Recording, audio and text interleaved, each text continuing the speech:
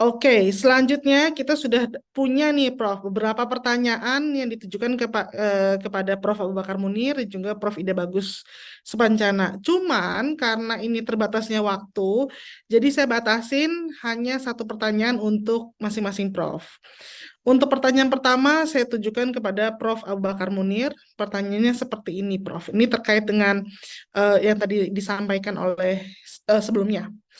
In light of emerging technologies and involving data threats, what sophisticated measures or technologies should be considered to implement controls that not only meet but exceed the stipulation of the PDP law, ensuring a comprehensive safeguarding of sensitive information? Itu pertanyaannya untuk Prof. Abu Bakar Munir. Langsung dijawab aja, Prof. Boleh? Thank you so much, Bu Dewi, and thank you so much for the questions. Um, to answer that question, I think I have to begin by saying that the PDPL in Indonesia and adoption laws around the world do not basically specifically say what kind of technologies are required by data controllers to protect the data. The PDPL and adoption laws around the world will mention the provision in a very general manner, saying that you have to take technical as well as organizational measures to protect the data. So I think that is illogical because it's not quite proper to specifically mention the technology or the system that need to be acquired by companies to protect data.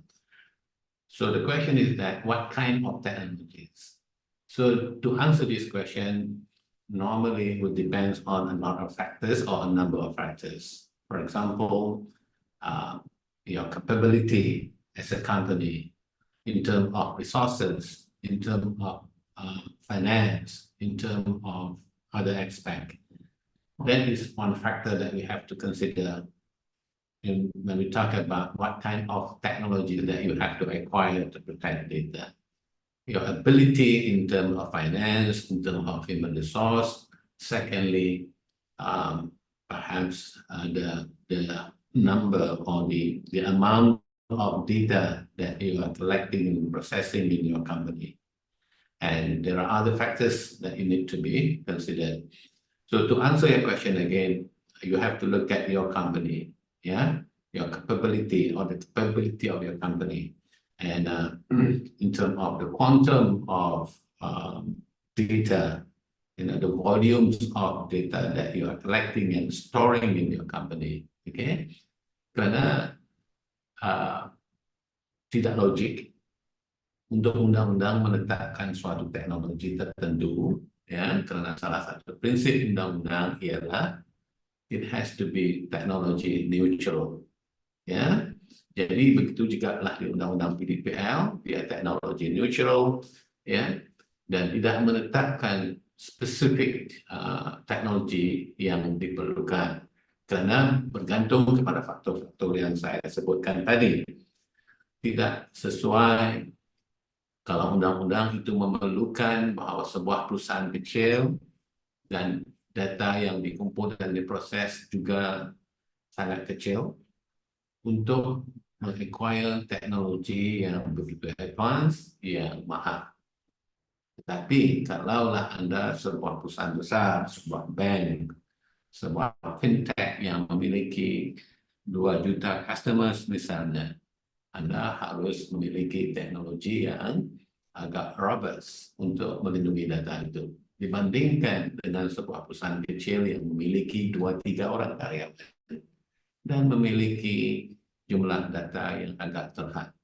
Jadi untuk menjawab soalan itu, kita harus melihat kepada perkara-perkara ini. Bu Dewi? Baik, Prof. Terima kasih atas jawabannya. Selanjutnya kita ke Prof. Supancana ya, Prof. Izin pertanyaannya dari Bapak Stefanus Hamonangan. Beliau menanyakan seperti ini, Pak.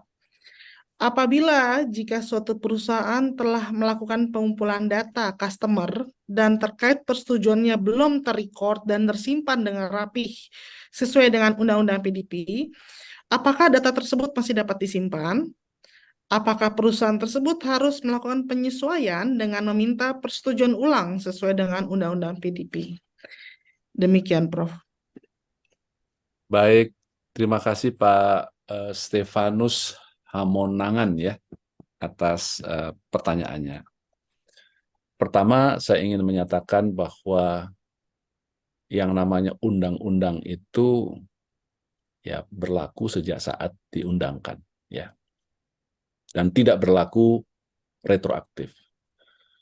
Kalau ada hak-hak yang sudah diperoleh sebelumnya, maka berlaku apa yang disebut dengan the prinsip grandfather clause. Ya. Jadi apa yang sudah diperoleh di masa sebelum berlakunya undang-undang itu tentu sesuatu yang diakui.